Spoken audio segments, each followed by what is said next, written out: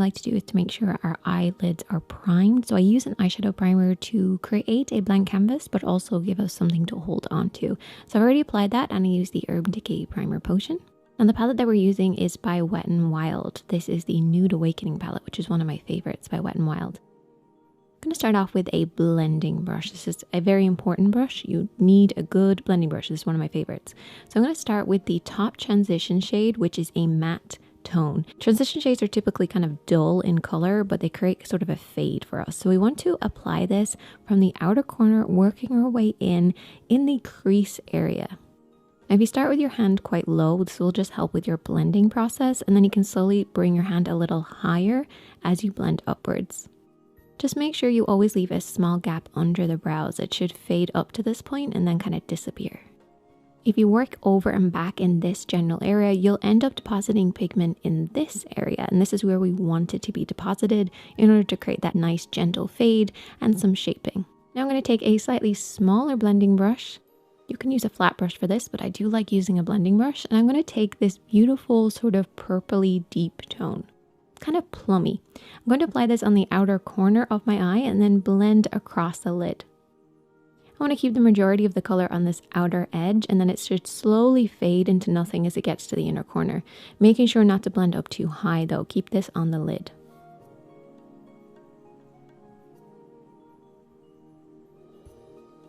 So every time I pick up a bit of shadow, I start in the outer corner and then blend across.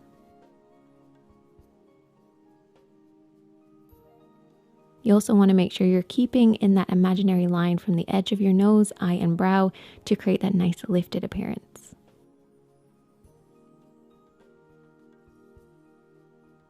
And I'm going to take a flat brush, or you can use your fingertips, and I'm going to apply the light shimmery pinky shade.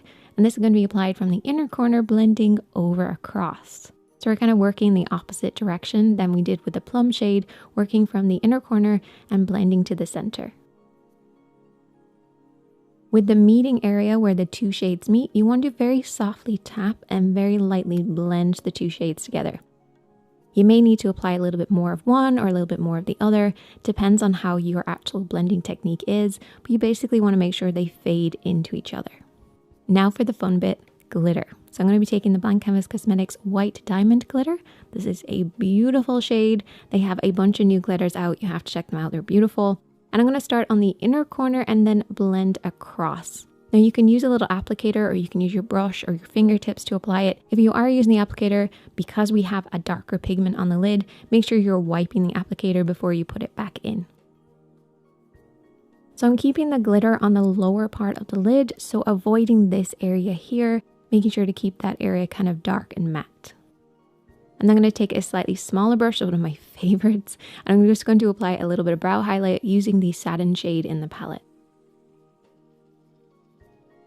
For underneath the eye, I'm going to take shade number 8 again, which is the plummy tone, and just apply this underneath the lashes. Now, makeup chairers will know that we like to squash down a brush and actually apply anything underneath our eye with a squash down brush. However, I thought I'd actually use a brush that's designed for this, so we're using the E23, which is a pencil brush. But you can squash down your brushes if you want to.